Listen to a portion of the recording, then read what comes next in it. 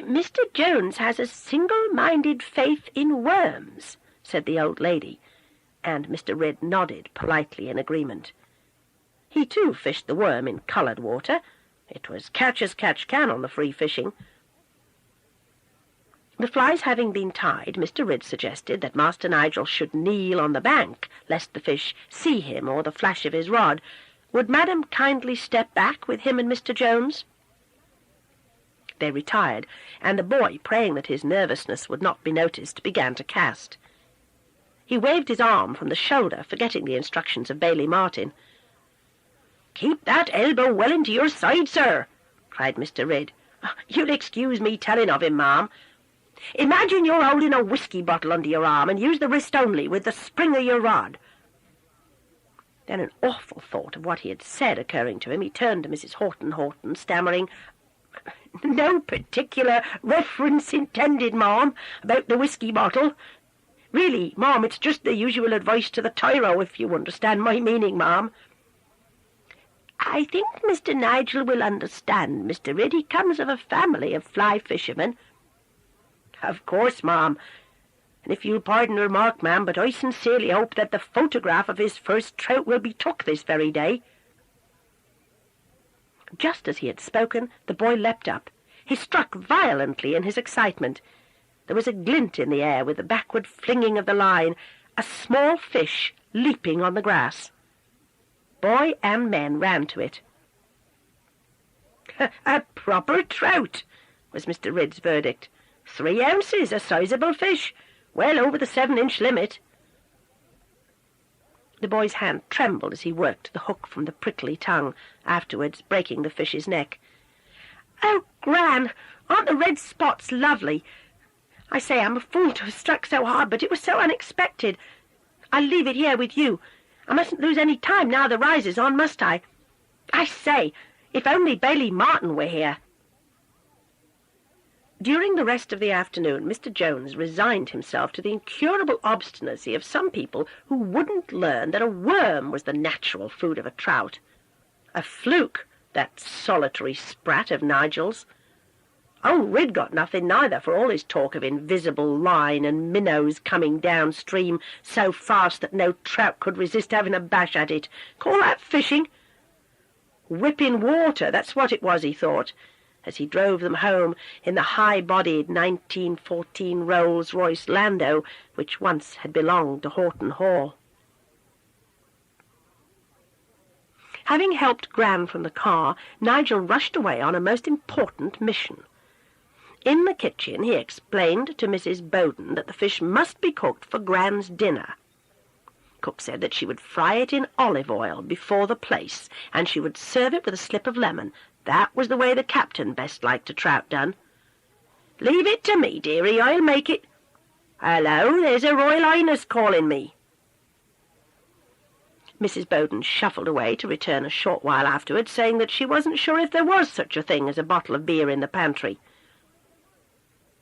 In the hall stood Mr. Jones, cap in hand, fag end pinched out and stuck behind his ear, and an expression of anxious friendliness on his face, as he listened to Mrs. Horton saying to the boy, "You'd like to ask Jones to have some beer, wouldn't you, darling? He was a most helpful gilly, wasn't he? I'm sure his selection of flies would have been as suitable as any other selection. Thank you, Bowden. May we have it on the table? Please help yourself, Mr. Jones." While Mr. Jones was absorbing the gassy bottled beer as swiftly as he could in order to get away, Granny called Nigel into the library, and behind the door, entirely concealed by rows of dummy books bound in calf, she put half a crown into his hand. "One should tip one's gilly, don't you think, darling, when he goes? I won't look, then he will think it's your own idea. Just say, 'Jones, thank you for your help.' Perhaps if you called him Mr. Jones, he might be offended. Gillies are most particular about such things, dear." "Yes, Gran," said Nigel. The old lady had the satisfaction of observing her grandson performing this rite, and of hearing the words, "Thank you, I'm sure, Master Nigel, sir." Granny produced the line-dryer, and the boy carefully wound the sticky, ruined line upon it. Afterwards he went to his bedroom to examine a shelf of books that had been saved specially for him when the library had been sold to help pay death duties when his father had been killed in 1941. He was reading a little book called The Art of Trout Fishing on Rapid Streams, comprising a complete system of fishing the North Devon streams and their like, with detailed instructions in the art of fishing with the artificial fly, the natural fly, the fern web, beetle, maggot, worm, and minnow, both natural and artificial, when the dressing gong sounded. As he went upstairs to put on his dark blue suit, he remembered something suddenly, and the thought struck through him with almost a physical blow. He ran down the stairs, shouting, "Oh, Granny! Granny, we forgot to take the photograph! Granny! The photograph! Quick, quick!" He leapt down the last flight of stairs, 2 and 3 at a time, lost count in his agitation, fell over the last 4 steps, picked himself up in desperate haste on the tessellated white and black floor of the hall, and dashed down a corridor into the kitchen. Even his haste did not prevent him pausing a moment to knock on the door before opening it. "Oh, Mrs. Bowden, quick! The photograph! Where's my trout? Quick! Oh, it's cooked! It's cooked!" he cried, and ran out of the kitchen again, biting his lip against the tears that would not be stopped. He hid himself in a dark corner for a moment. Then, hearing Granny's voice calling him, he went to find her, trying hard to smile and to suppress his sobs. "But, darling, it isn't too late to take a photograph. There's still a little sunshine left," said Granny in her tremulous tones as she stroked his head. "And think how original a photograph it will be, with you holding your first trout already cooked on a plate. I don't suppose Bailey Martin has thought of that. Now put your rod together, and Bowden, who has a very steady hand, shall take the photograph just where the others were taken. Perhaps 2 photographs, in case one goes wrong." So it was done, and everything was happy again. Visitors to Horton Hall now see the photographs of 5 generations of fly fishermen in the big silver frame on the piano in the music room. And when they ask about Nigel Horton, they are told that he is in New Zealand, where he is working on a farm, and where the trout, he writes, are simply monsters, the finest in the world. Mrs. Horton of Horton, who will be 100 years old next year, is living for the moment when she will see again the son of her dear boy's son, and perhaps his little boy. And then she is lost in memories, centred on the photograph in the silver frame which faces the river and the sunset, which she awaits with trust and serenity. The next story is called A Crown of Life. For 5 centuries, Frog Street farmhouse was thatched. The kitchen floor was cold and damp and uneven with slate slabs, and there was nothing to do on winter nights except to sit round the open hearth on which all the cooking was done and which smoked. Nothing to do except go to bed if you were one of the children, and listen to father's voice mumbling through the floor, the whining of the new puppy shut up in the barn, cows belving for lost calves, the owls hooting in the trees, and the rain dripping from the thatch. For 5 centuries the walls and the downstairs floors were damp and the rooms were dark. The yeoman Kifts worked hard from before sunrise to after sunset during the 4 seasons. They possessed the lives of their sons, who worked, often beyond middle age, without pay, for their fathers. They shouted at and kicked their ferocious barking cattle dogs as a matter of course. They thought nothing of beating with their brass-buckled belts their unmarried daughters if they stayed out late without permission. They went regularly to church on Sundays, and they died of rheumatism, usually before the age of 70. A small stream ran beside the wall just below part of the kitchen floor, giving the place its name of Frog Street.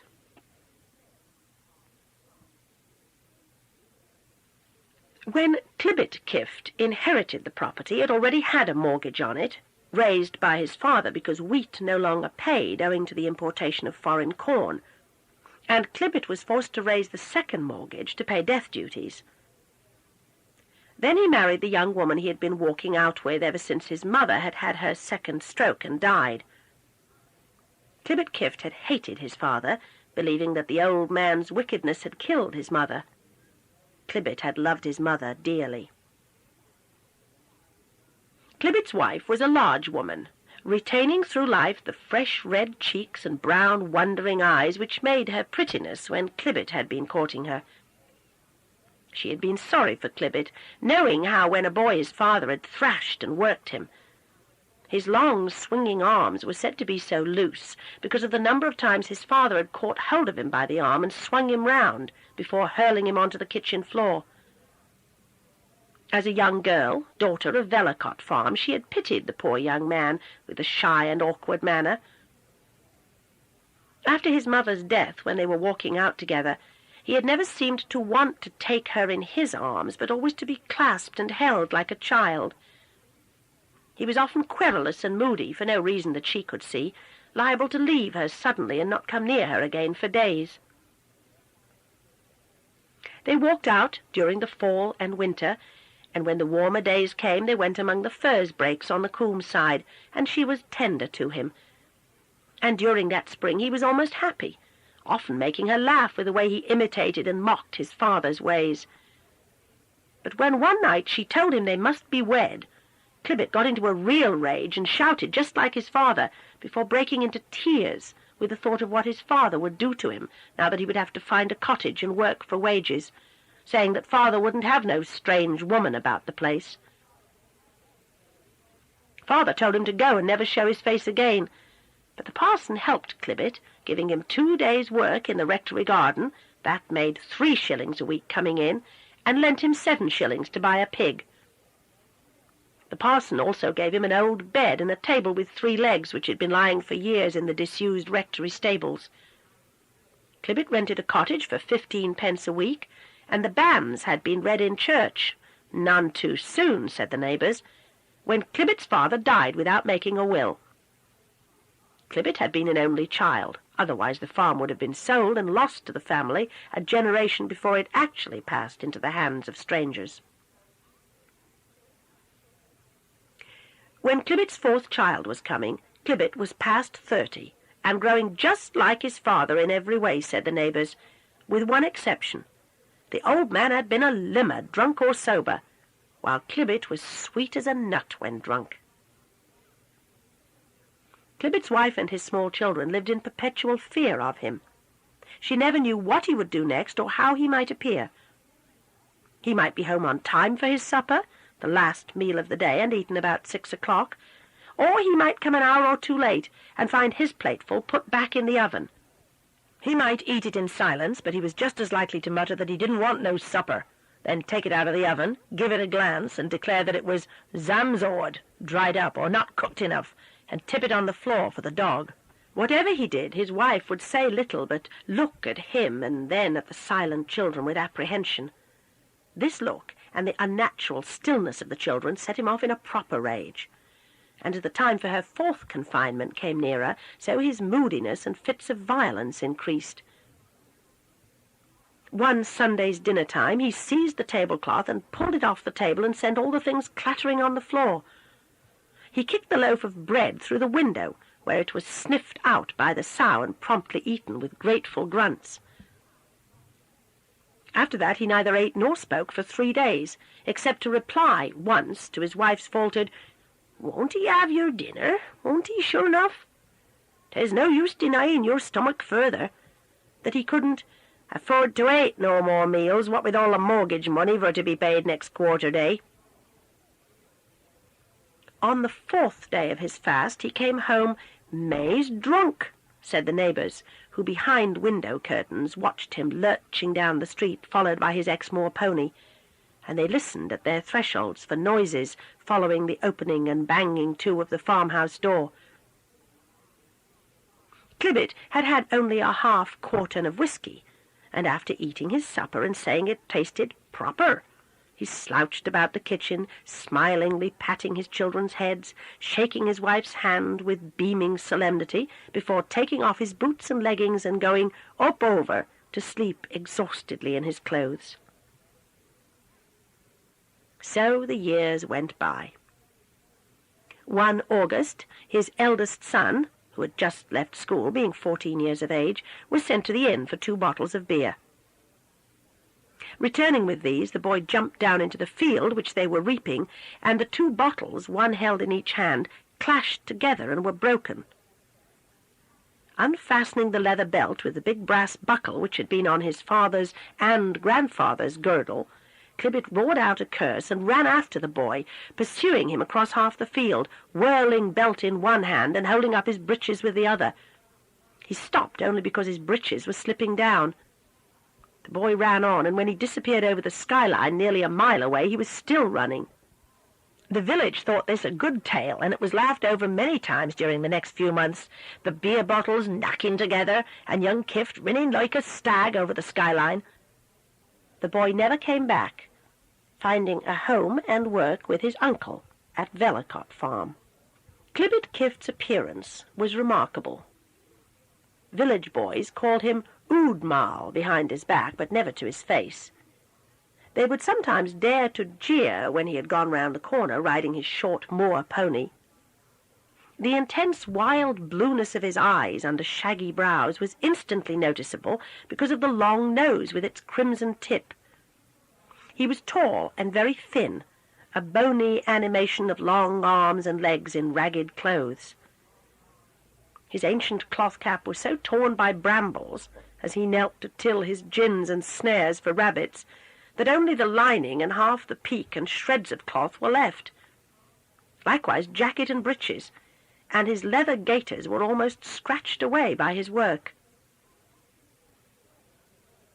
Passing through the village on the way to one of his fields, riding the shaggy pony bareback, so that his great nailed boots on the long legs almost knocked on the road, his sharp-featured head glancing about him from side to side, he appeared to some onlookers to be gazing about him like an oodmal, woodpecker.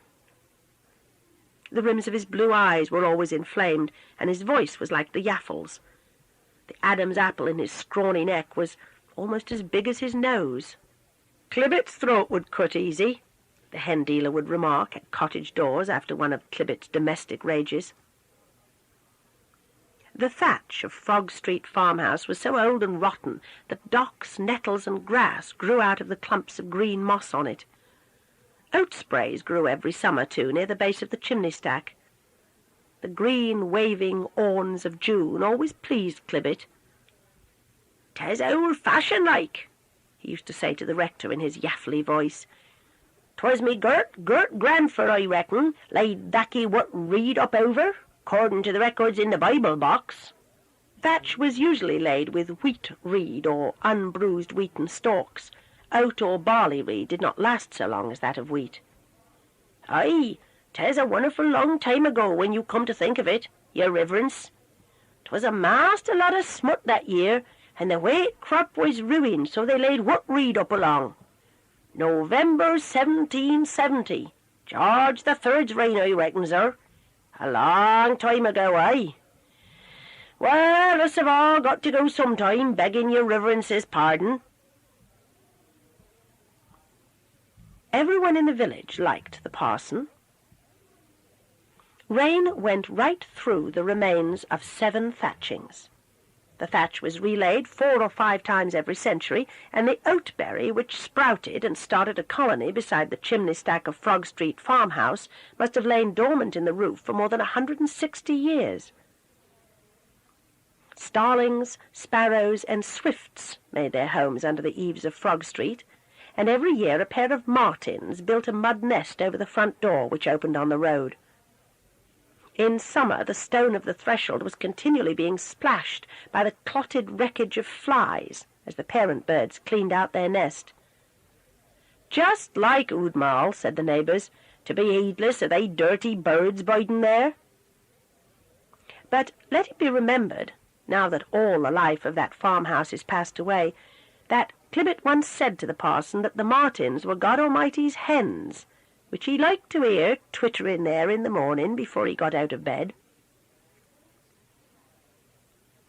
When, at last, he was alone, when his 3 sons had run away, one after another, at school-leaving age, when his wife, whose cheeks were still fresh and eyes candid as a child's despite her experience, had left Frog Street finally, taking away the 4 smaller children, when the cows and horses and sheep and the last pig were gone, when the various inspectors of the Royal Society for the Prevention of Cruelty to Children and the Royal Society for the Prevention of Cruelty to Animals had paid their last visits, when for years no one in the village except the parson said a good word for the farmer, the Martins were still there.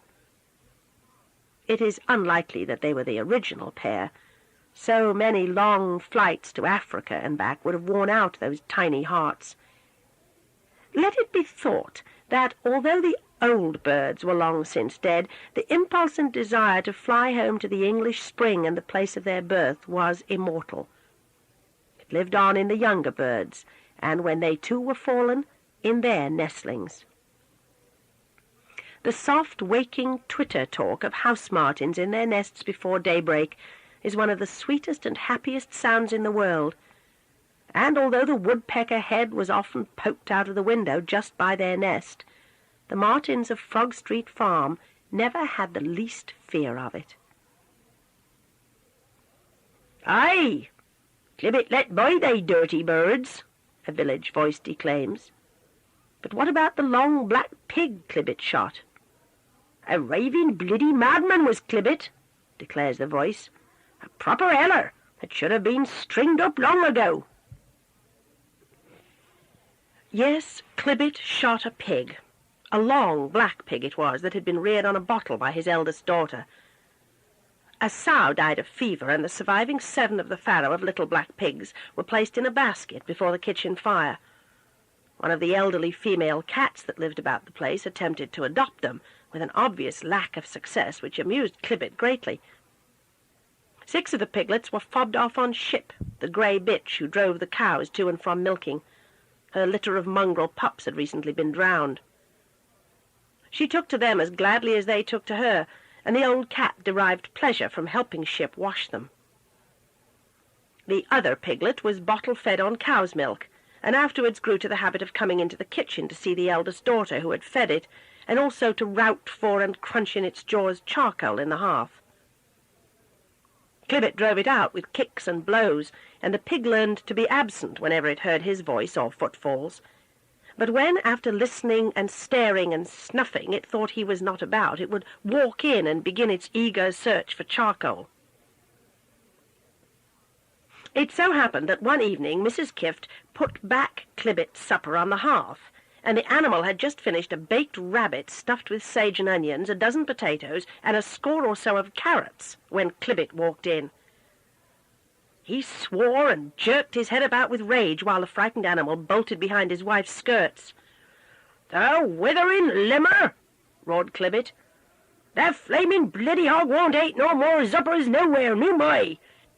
Why didn't he stop the beastly beggar eating for my zupper, you?" "I didn't hear nor see naught," cried the wife. "You vexatious little loober, you!" screeched Clibbit. "Do you mean for that you didn't hear no flaming bones cracking?" "I did hear something, sure enough, my dear, now you do mention it, but I thought it was only the old pig chimmering about in the embers, I did." She looked at him, her eyes wide with fright, and the look, as usual, set him dancing and swinging his arms with rage, while he ground his teeth and hit his head with his fists. Then, seizing the gun from the nails driven into the lime-washed beam across the kitchen ceiling, he whirled it round his head, took aim first at his wife, then at the baby, happily gnawing a carrot in the decrepit perambulator in the corner, and finally pulled the trigger when the barrel happened to be pointing at the head of the pig. When the policeman, hastily summoned from sleep and wearing his helmet, with his tunic imperfectly buttoned over his nightshirt, knocked at Frog Street door and entered to ask sternly what 'twas all about, Clibbit replied that he knew of no law against killing a pig after sunset, and asked if he could sell him a nice little bit of fresh meat. Shortly after the incident of the pig shooting, Clibbett was summoned to the Court of Summary Jurisdiction at South Dalton, the charge being cruelty to a cat, quote, in that he did cause it grievous bodily harm by compelling it to inhabit an improper place, to wit, a copper furnace of boiling water used in the process known as the washing of soiled domestic linen, unquote. Clibbett said he was sorry, and he looked it, and the chairman of magistrates, a prominent stag hunter, said he jolly well deserved to be pitched into boiling water himself, just to see how he liked it. Fined £2 or a month's imprisonment. While Clibbett, his small head jerking about like that of a woodpecker starved in frost, was trying to say that he didn't have the money, a voice at the back of the court said, "I should like to pay the fine on behalf of my friend, if he would permit me." It was the village parson. A woman cried out that such brutes should not be given the option of a fine, but should be flogged and then be shut away in solitary confinement. "Order!" cried a voice, while the clerk prepared to read the next charge. Clibbett went out of the court wondering what he should say to his reverence, but the parson was gone.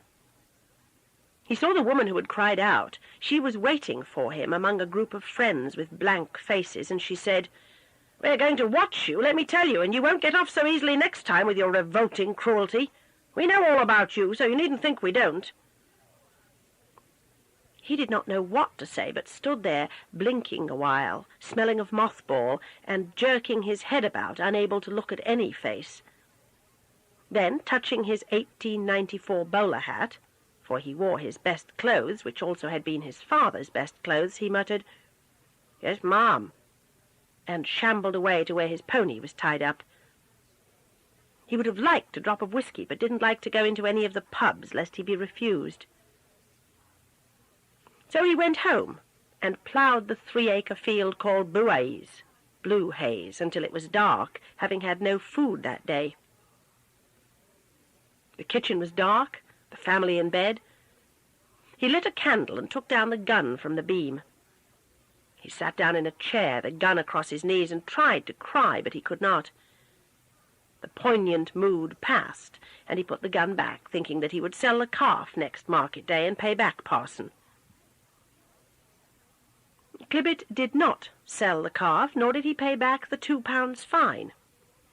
He avoided the parson, or rather he avoided the awkward feelings of gratitude and obligation, almost resentment within himself, by keeping out of the rector's way.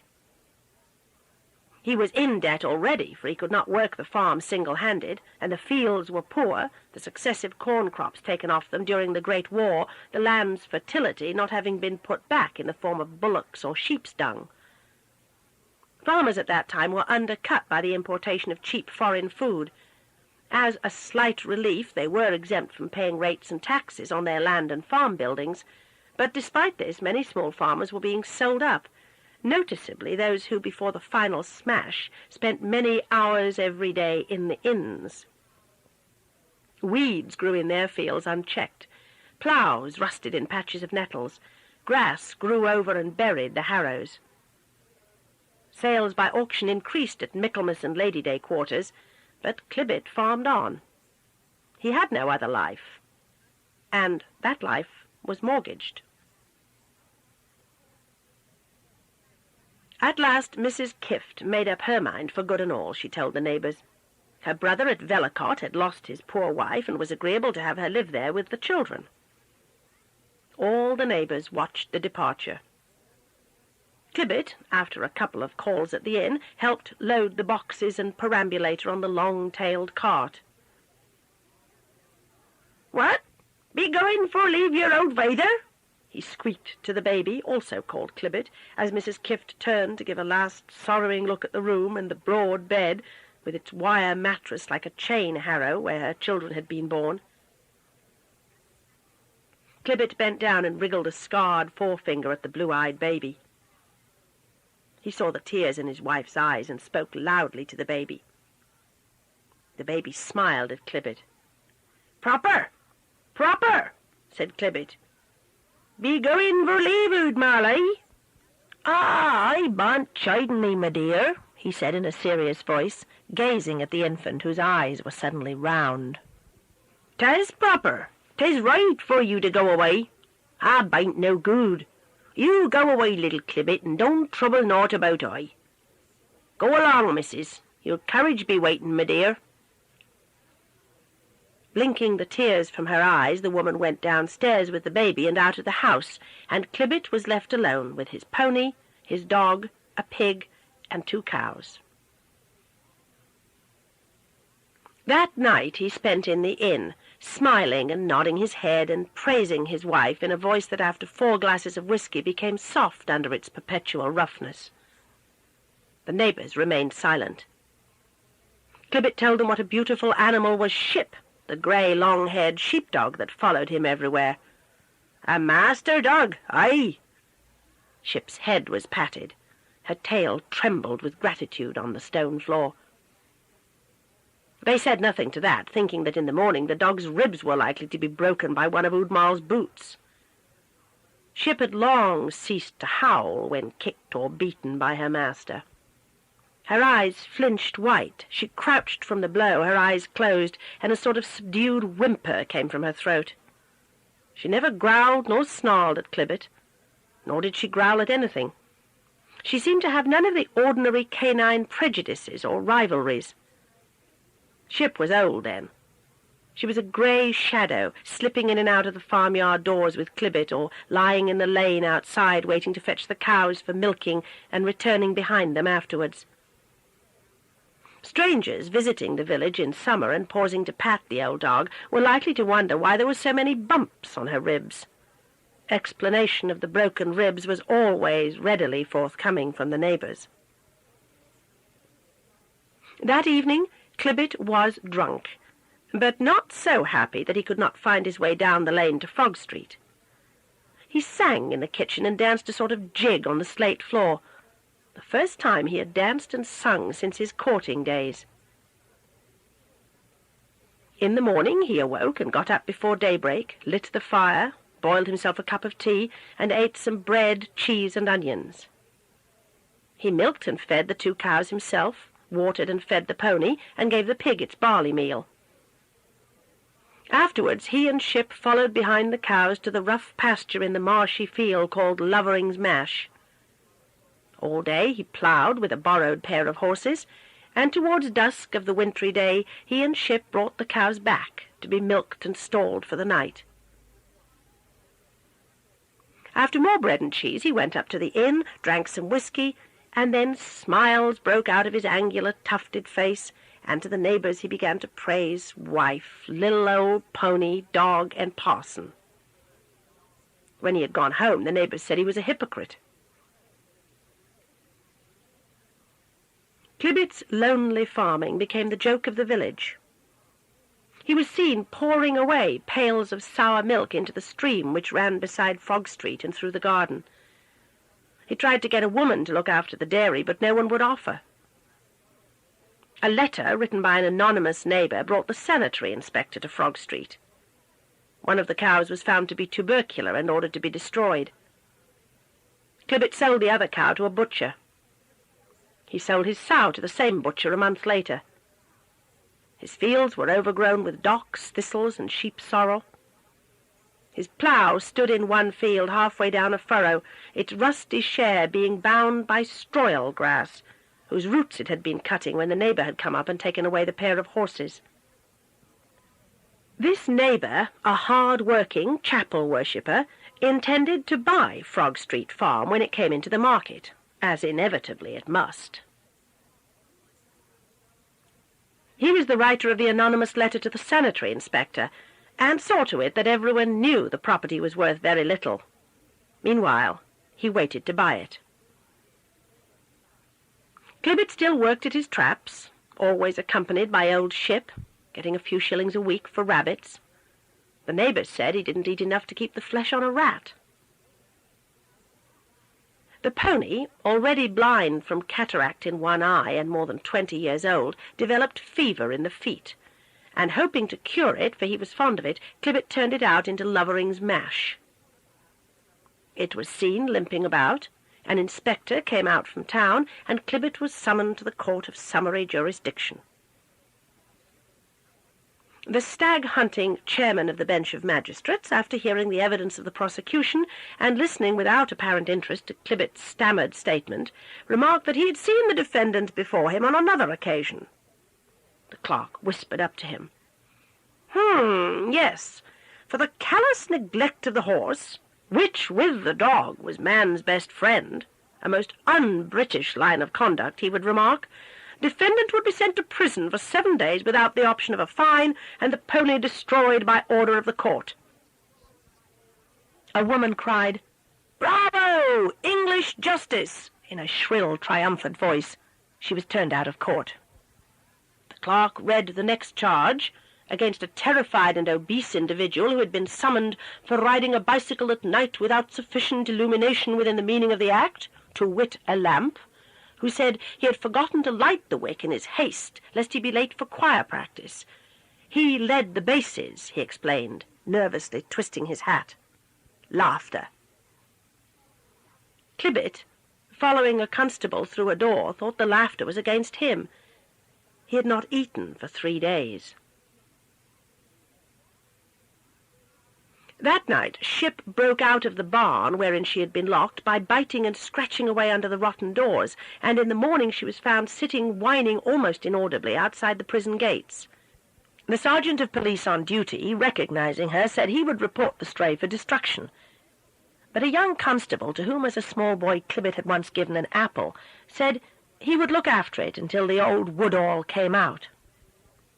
When he came out, his hair cut and his nose not so red, Ship ran round and round him in circles, uttering hysterical noises and trembling violently.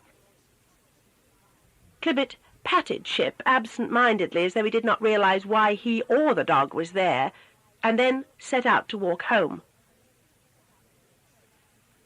Next day he was seen about his inculked fields, followed by Ship, and mooning about, sometimes stooping to pull a weed, a man with nothing to do.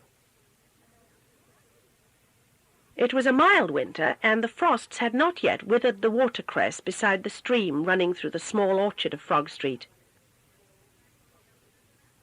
3 weeks before Christmas, Clibbett picked a bunch of watercress and took it to Vellicott Farm. "For the baby," he said. His brother-in-law told him to take himself off. "The less us sees of 'ee, the better us'll be pleased," he said. "You and your outrageous cruelty. And I'll tell 'ee this too, my dear. Us be putting the law on to 'ee, yes me. Us be suing of 'ee into town in the court for to divorce 'ee." Clibbett went away without a word. His body was found the next day lying in Lovering's Mash, gun beside him, and Ship, wet and whimpering. Watercress was found in his pocket. The coroner's court found a verdict of felo de se, after much discussion among the jury whether it should be suicide while of unsound mind, for the sake of the family.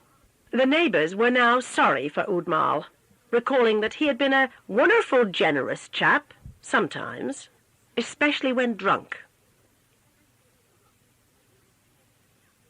A week before Christmas the ringers began their practice, and the pealing changes of the treble hunt fell clanging out of the square Norman tower. It was freezing. Smoke rose straight from chimneys. The first to come down the stone steps of the tower and out of the western door, carrying a lantern, were the colts, or youths still learning to ring. They saw something flitting grey between the elms which bordered the churchyard and the unconsecrated ground beyond. The colts gave a glance into the darkness, then they hurried down the path, laughing when they were outside the churchyard, but they did not linger there. Others saw the shadow. The constable, followed and reassured by several men, went among the tombstones, cautiously flashing an electric torch on a heap of earth, still showing shovel marks, without flower or cross, grave of the suicide. Frog Street was dark and still, save for the everlasting murmur of flowing water. People hurried past it, and at midnight, when stars glittering were the only light in the valley, the greyness flitted across the yard and stopped, lifting up its head, and a long, mournful cry rose into the night. Towards dawn the cry rose again, as though from the base of the elms, and when daylight came, the mound of earth was white with rime, and the long withered grasses were white also, except in one place, beside the mound, where they were pressed down and green. The church choir, grouped forms and shadows and a bright new petrol vapour lamp, went round the village singing carols. Snow was falling when they walked, laughing, by the door and blank windows of Frog Street, on the walls of which their shadows slanted and swerved. The girls laughed shrilly. Christmas was coming, and life seemed full and good. Above the wall of the churchyard, raised high by the nameless dead of olden time, 2 red points glowed steadily. A girl ceased laughing and put hand to mouth to stop a cry. In the light of the upheld lamp, the red points shifted and changed to a soft lambency, and they saw the face of Ship looking down at them. "Oh, poor thing," said the girl. She was kitchen maid at the rectory. The cook told the rector. The rector was an old man, with a white beard, a soft and clear voice, and eyes that had often been very sad when he was young, but now were serene and sure. He had no enemies. He was the friend of all. Late that night he went to the ground left unconsecrated by ecclesiastical law westwards of the elms, and stood by the mound, listening to the sounds of the stream, and feeling himself one with the trees and the grass and the life of the earth. This was his prayer, and while he prayed, so still within himself, he felt something warm gently touch his hand, and there, in silence, stood Ship beside him. The dog followed him to the rectory, and touching the man's hand with its nose, returned to its vigil. Every morning the rector arose with the sun and went into the churchyard and found Ship waiting for him, and his gift of a biscuit carried in his pocket. Then he entered the church and knelt before the altar, and was still within himself for the cure of souls. On Christmas Eve the yews in the churchyard were black and motionless as dead time. The ringers, going up the path to the western door, saw between the elms a glint and shuffle of lights, the rays of their lantern in the icicles hanging from the coat of the dog.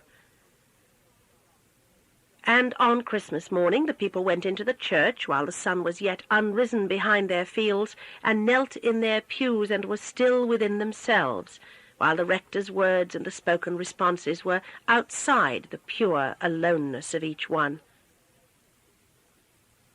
With subdued quietness a few began to move down the aisle towards the chancel to kneel by the altar rail, behind which the priest waited to minister to them. He moved towards them with a silver paten of bread fragments. "Take and eat this in remembrance," he was saying, when those remaining in the pews began to notice a small chiming and clinking in the air about them. And as they looked up in wonderment, the movement of other heads drew sight to the figure of the old grey sheepdog walking up the aisle. "Take and eat this in remembrance," he was saying, when those remaining in the pews began to notice a small chiming and clinking in the air about them. And as they looked up in wonderment, the movement of other heads drew sight to the figure of the old grey sheepdog walking up the aisle. With consternation, they watched it moving slowly towards the light, beginning to shine in the stained glass of the tall eastern windows above the altar. They watched it pause before the chancel step, as it stood slightly swaying, as though summoning its last strength to raise one foot, and a second foot, and again one more foot, and then the last foot, and limp to the row of kneeling people, beyond which the rector moved, murmuring the words spoken in olden time by the friendless one who saw all life with clarity.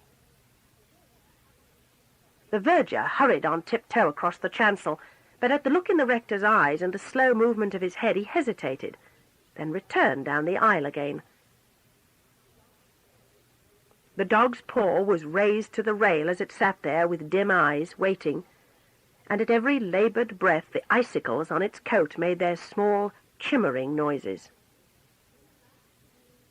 When the last kneeling figure had returned to the pews, for the carved symbols of crucifixion, mutilated in Cromwell's time for religion's sake, the rector bent down beside the dog. They saw him take something from his pocket and hold it out to the dog. Then they saw his expression change to one of concern as he knelt down to stroke the head which had slowly leaned sideways as sight unfocused from the dying eyes. They heard the voice saying slowly and clearly, "Be thou faithful unto death, and I will give thee a crown of life." And to their eyes came tears, with a strange gladness within their hearts. The sun rose up over the moor and shone through the eastern windows, where Christ the sower was radiant. And the last story in the book is called Where the Bright Waters Meet. I did not want to leave Devon. I did not want to go away in the least. Yet I was here on the station platform, watching the 9:01 a.m. London train approaching on the single line of the track. A ticket was in my hand. Basil stood beside me. I felt a vague resentment that I was going to London on a Monday morning. Basil had to go back because of his business. He had an office somewhere in Westminster and sold, or tried to sell, plaster of Paris to builders. He had inherited the business from an uncle and disliked it. Occasionally he came down to Devon to spend the weekend with me, bringing his fly rod. The train came into the small station, which was built in a cutting. It was a delightful place, with its little goods yard, rambler roses on the platform, and oil lamp with bulbous glass globe in iron frame on a wooden post. Basil glanced round and smiled his whimsical smile, preparatory to saying goodbye and thanking me for a most enjoyable weekend. I knew exactly what he would say. Basil was always punctilious and charming. His hair was always well brushed with exactly the right amount of brilliantine. His clothes were always neat, almost fastidious. He had been much ragged as a Gardaí, but had done well in the war. The death of his father, following a financial crash, had brought him into the uncle's business. There was a warehouse of sorts and a shortly expiring lease of a small wharf somewhere on the lower reaches of the Thames. Basil mentioned it with reluctance, with a shrug of the shoulders and a slight smile. "Don't let's talk about it. It's so perfect here in Devon. May I fish the tree pool after tea? Or perhaps you?" "My dear fellow, I can fish any time. But be careful of Peter, won't you? No, do what you like. An otter or heron will get him if we don't. And if he goes away, he'll turn cannibal or die of starvation without the food he's used to. Get him if you can. If you can." Yes, it was foolish to be going to London on a Monday morning. I had no real business in London. It could all be done by letter, anyhow. Basil held out his hand. "Well, I wish I weren't going, my dear chap. It's been most awfully kind of you to have had me. It's probably an outrageous request, but may I come again, and soon?" "Do, Basil. But I'm coming with you to London." "Oh, really? That's splendid." We sat down opposite one another. There was no one else in our carriage. I felt worried by his surprise. "But surely you remember we arranged at breakfast to go to town together, Basil? You said you'd take me over your wharf." He frowned in his polite, puzzled way. Basil would never contradict or disagree with anyone. He carried the oblique method of conversation to the nth degree of perfection. "Of course, I'd love to take you over the wharf again, my dear fellow," he said blandly. "Again? What do you mean? I've never seen your wharf, Basil. You said less than half an hour ago that you had to meet a man there at 3 o'clock this afternoon, and when I said how the idea of living in an old Thameside wharf fascinated me, to get away from the family and write, you know, you said, why not come up with me and see it? You remember, surely?" course I remember, my dear chap, but—" Again the whimsical look of puzzlement. "I could have sworn we discussed it a month ago and that you'd seen the place then. Of course I'd be delighted to show you the wharf, such as it is." The train was getting under way. We were passing the trees of the deer park on our right. Soon the tops of the firs and pines were slowly lowering themselves beside us. The cutting was dropping away. The viaduct over the valley was in front. We were now above the blue-green tops of the spruces. We sat on the right of the carriage, peering through the open window for a sight of the winding moorland stream, with its fringe of alders and occasional great oaks, and of the thatched cottage far away at the end of the valley. The noises of wheels on rails were increasing to a thunderous hollow. We were upon the viaduct. Suddenly I remembered the Bentley. Why were we not going to London in the car? It was a 4.5-litre supercharged model, and driving it was a pleasure. It was steady as a train at 80, 90, 100 miles per hour. Where was it? Had we left it outside the Ring of Bells the night before, when we had run up to the moor for a drink after dinner? Basil, where did we leave the car? I can't remember going home in it last night. We did go to the Ring of Bells, didn't we? Did we get very drunk, Basil? Am I still drunk? Is this a dream? I've been wondering that about myself, my dear fella. Oh, look! There's the old grey heron just alighting by the tree pool. Ha ha! I wonder if he'll get your big trout, Peter. Isn't the sun lovely on the trees? Look at the bullocks under that oak beginning to swish their tails at the flies. Au revoir, river of bright water. He sighed. Why are we going to London on this heavenly day? We were now in the middle of the viaduct. Basil, I'm worried about the Bentley. And I can't remember walking to the station just now. How did we get there? Do you feel something queer? I say, who the devil are these two people down there by the tree pool? Look, one of them is fishing. Damned poachers. By Jove, yes, there's a spaniel with them, too, calmly poaching. Probably they knew you were going to London. If only I could stop the train and get out. They may catch Peter. We watched them in the distance. They were just visible beside the big hawthorn growing above the gravel ridge which floods had raised at the inner bend of the pool's tail. One of them was kneeling and casting. The other stood about a dozen yards behind him, out of the backward flight of the cast. The viaduct of the Great Western Railway, spanning the valley, stands 100 feet above meadow, land and river. It rears itself on tall stone columns. I had often come here during the years of living in the thatched fishing cottage. One trespassed on railway property, of course, but that was part of its attraction. It was strange and fascinating to look down from that high place and see below one the slender tops of the spruce firs where the wild pigeons had their nests. Jackdaws nested under the sleepers, too, although they never appeared to have got used to the passing of trains, but flew out, silent on black wings. I became aware that the train was silent. It was at a standstill. Basil had opened the door and had alighted. I followed him into the sunshine. "We can go down through the trees and then over the rushy ground without being seen until we're upon them," I heard myself saying as we walked along the railway lines. I moved in front of Basil. Rudeness, no doubt, but I was keen to get at those fellows below.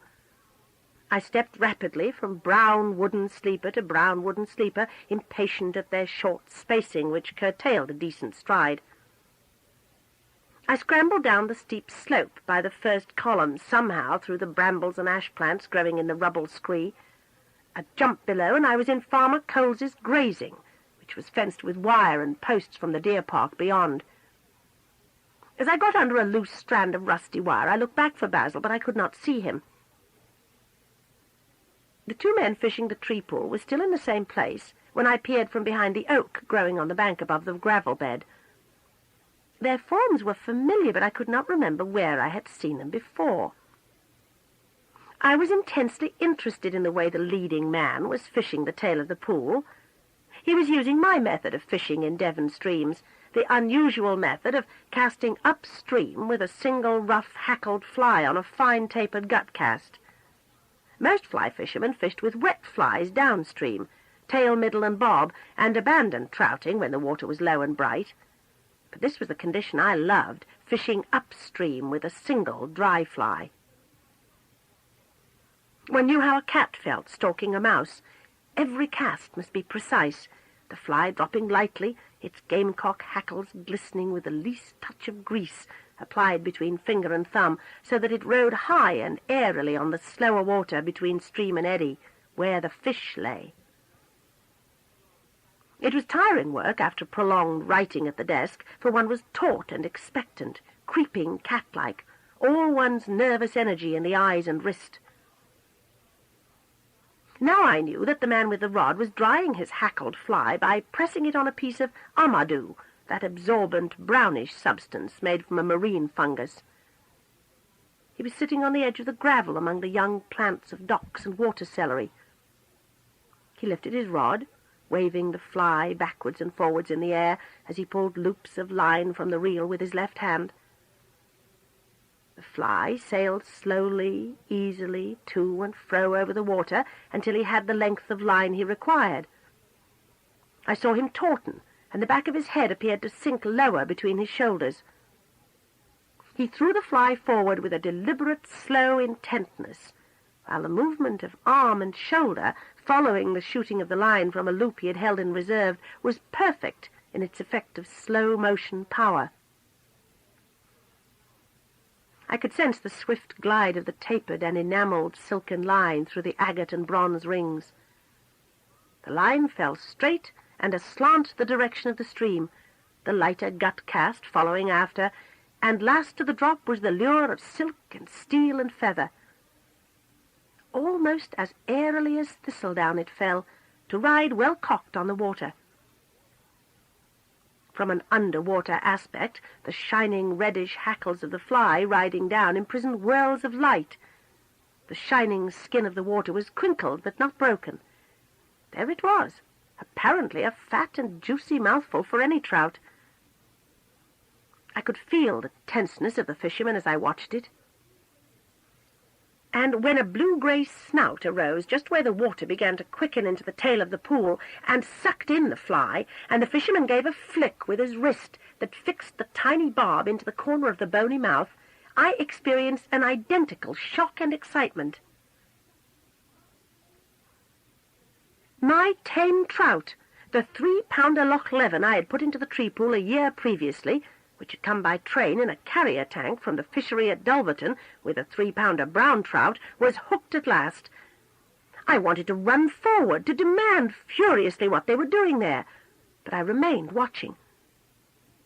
I noticed Basil kneeling on the gravel bank in front, and as the fish leapt, he jumped up and ran forward. The man with the rod said to him excitedly, "You take the rod. I oughtn't to have done it."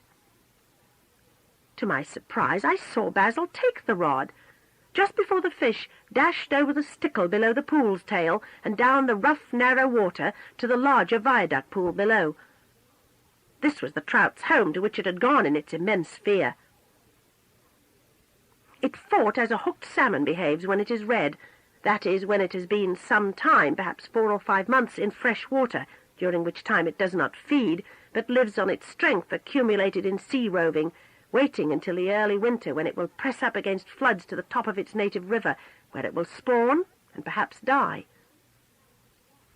A red salmon lacks the dash and surge of the clean-run fish. It bores, trying minute after minute to get to the bottom of the pool, there to avoid the terrible unknown enemy, usually invisible, which would drag it from the water. Gradually, the unrelaxed pressure of the rod wears away its strength. It is confused, bewildered, beaten. It turns on its side and is drawn to within reach of the gaff. That was how the big trout fought the lightest of rods and gut casts. After 22 minutes he gave up, showed his bluish-grey length spotted black and brown, his yellow-grey belly, the slightly hooked tip of his underjaw, as the net lifted him out. Should he be returned to the river?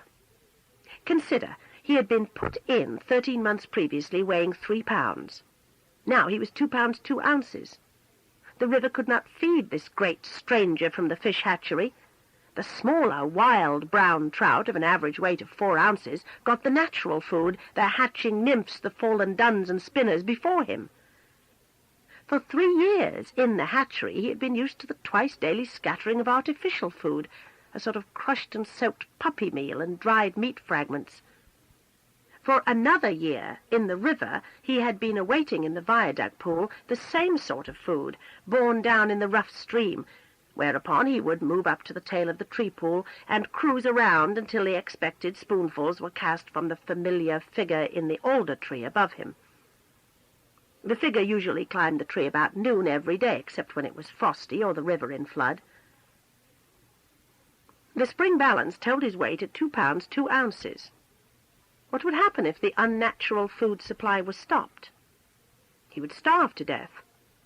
He was probably a cannibal already, although when feeding with the smaller wild trout, which after months of suspicion had accepted the unnatural food, he had never even threatened one. It was an utopian life while it lasted. Competition was unnecessary when the benevolent deity from the sky scattered spoonfuls of manna for them. Even the tiny fingerlings, the yearling trout and salmon parr, hardly troubled to get out of his way, for while the daily shower lasted, there was more than enough for all. 2 pounds 2 ounces, 19 inches long. He had gone back a lot in condition. As for Paul, the big brownie, which had been tipped from the tank with him a year before, a heron or otter had long ago had him. There were half-pounder Loch Leven trout in the pool, but they were quick and vital enough to feed in competition with the native fish. They were in marvellous condition, deep and fat like miniature Tay salmon, and their yellow-brown spots had changed to red, proof that they were nourished by natural food. Poor Peter. There he lay, gasping on the stones, sometimes giving a desperate flap, a fish betrayed. But if he were put back, he might go away and, missing his food, become a cannibal, destroying hundreds of valuable yearlings. The trout was grasped as firmly as possible across his lank and slippery middle by the left hand, while the right hand, unwound with a handkerchief as protection from the prick of teeth, forced back the big upper jaw until... I tried to stop it. I ran to the edge of the water, crying out that he must not be killed, that the river and all it meant to my life would never be the same again if such a monstrous thing were done. He was my pet trout. He knew me. He would take food almost from my hand. He came up whenever I appeared on the bank of the viaduct pool, and waited there, expectant and confident.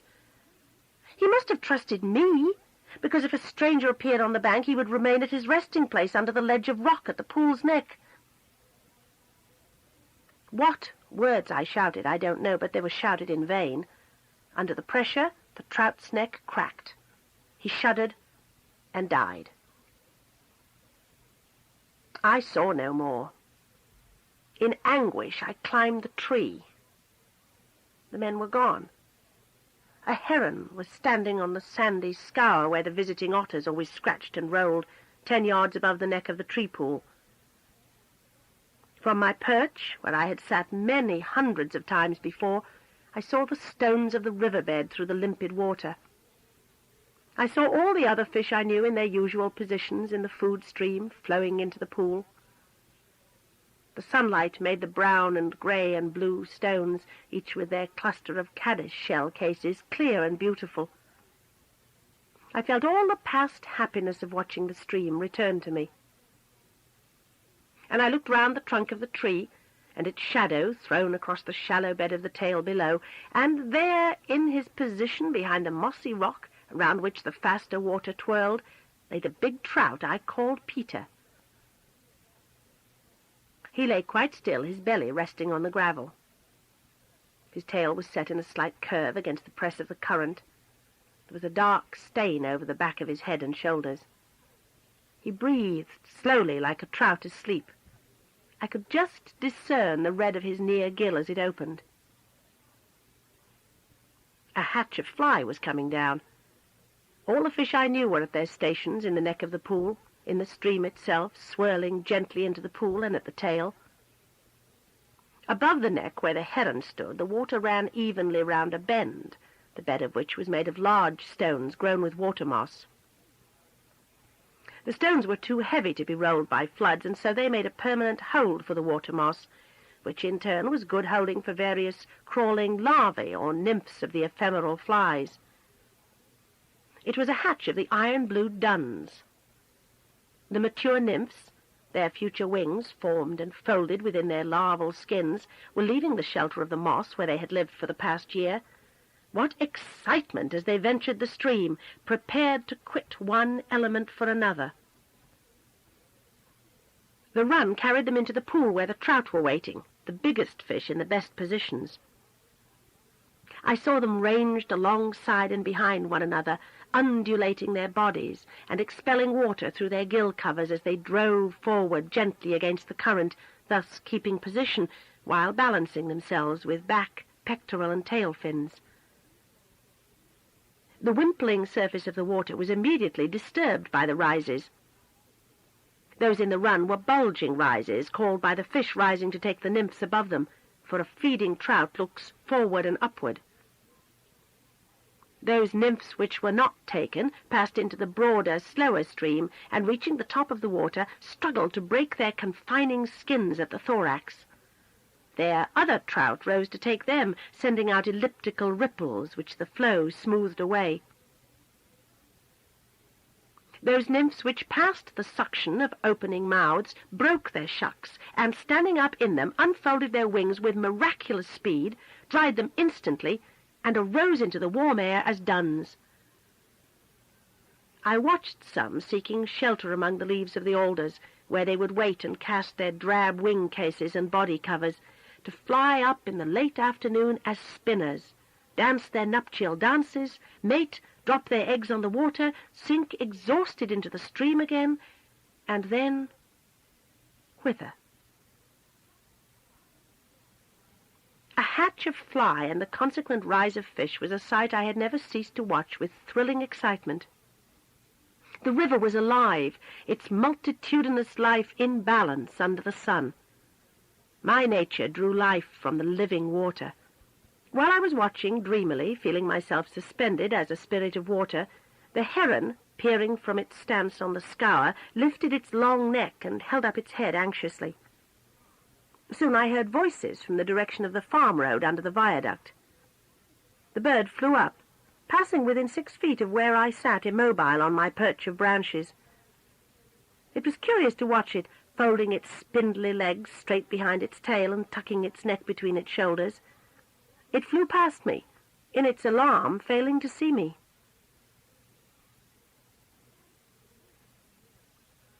The voices came nearer.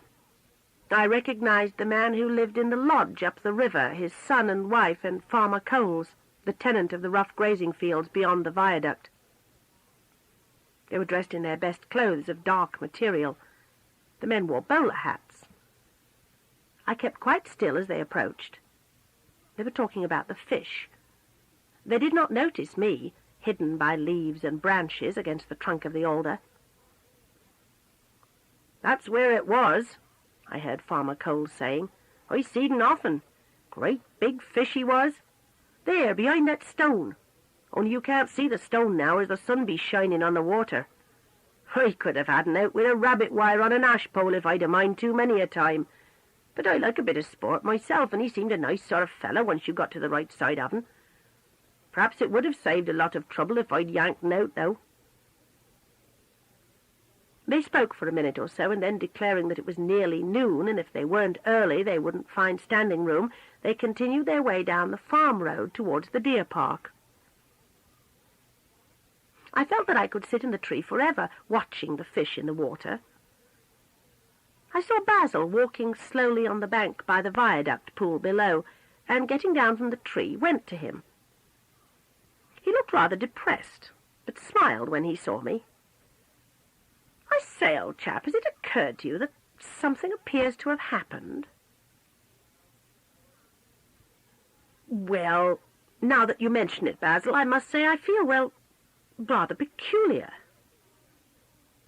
You know the feeling one has before one realizes that one has flu? That exactly describes it. I think I'll go back to the house, if you don't mind, and rest in the shade. We went home together, speaking occasionally, answering one another in monosyllables. The sunlight seemed harsh. It seemed to be beating, like the clangs of great shining cymbals. Once or twice I felt a queerness in my progress, a distortion of the sense of balance. It was as though I were moving through flashing brass bars of dreadful sound. Through the plangent dissonance of light, I noticed that many cars were drawn up outside the house. Something's happened, Basil. Keep by me. I feel so queer. So do I. God, my head aches. He swayed. His face was very white. Vaguely I noticed two policemen standing by a six-wheeled lorry on the body of which lay the remains of a smashed and burnt-out motor car. I took Basil's arm and we walked up the path by the hedge to the house. It was packed with people. What were they doing there? It was an intolerable invasion of one's privacy. I remember complaining querulously to Basil, and that he did not seem to hear me. Men and women, most of them strangers, were standing outside the open windows of the sitting room. It looked like an auction. There must be some mistake. I tried to speak to one of the men crowding round the door, who were all peering one way. They were pressed too close together for me to get into my doorway. I thought of my wife, of my children. Where were they? Basil, whatever has happened? I managed to say through the hideous clanging sound of light. Keep together, his lips said. Someone was speaking inside the room. I listened. It was the voice of the landlord of the Ring of Bells. He was describing a visit to his inn by two men in a motor car. One on 'em, the gentleman that writes books, had a master girt trout in a basket, sir. I heard tell of that fish. Many had seen him lying in the big pit below the viaduct. I gathered that the gentleman who had the fishing, the writing gentleman, had caught his tame fish and was very sorry he had done so. He said it was too thin as far as I minds it. How much did he have to drink? 'Twas a couple of whiskies, sir. It may have been 3. I can't swear to it. Maybe it was 4. The gentleman seemed very upset because he had caught his pet trout and killed it instead of putting it back in the river. But it was no case of drunkenness in my house, your honour. What happened afterwards was pure accident. That is for this court to decide. I want you to say only what you know from your own observation. Were the whiskies, as you call them, were they half-quarterns, what is generally known as doubles? Doubles, sir. You mentioned 4. Are you certain of this number? You also mentioned a couple and also 3. Evidently you are uncertain. Did they offer you any drink by any chance? Yes, sir. I had one to drink the gentleman's health with. I see. Other voices. I recognized my solicitor speaking. Then Dr. Bennison. Basil seemed to be very ill now as he clung to my arm. I felt wretchedly sick myself, with a most ghastly headache. My eyeballs seemed to be flaring. If only I could get in, out of the harsh sunshine beating on my throbbing head. I think I was beginning to lose consciousness. Very remote sounded the voices. I heard in a series of swaying recessions the words blazing headlights, 70 miles an hour, or maybe 80, terrible noise as the car crashed into the telegraph pole at the bend of the road, breaking it in 2. The car turned over and burst into flames, charred almost beyond recognition. Basil heard, too. He smiled at me. We sat by the river, in the shade of the beeches near the waterfall. We did not need to speak. It was so peaceful, watching the shallow stream rippling over the ford, where the green water buttercup waved its slender lengths, where the grey wagtail flitted from stone to stone, and the dipper sang its rillets of song. The bright waters flowed to the sea and the sky, I with them. And that is the end of the story Where the Bright Waters Meet, and also concludes the reading of Tales of Moorland and Estuary by Henry Williamson. This book was read by Donada Peters.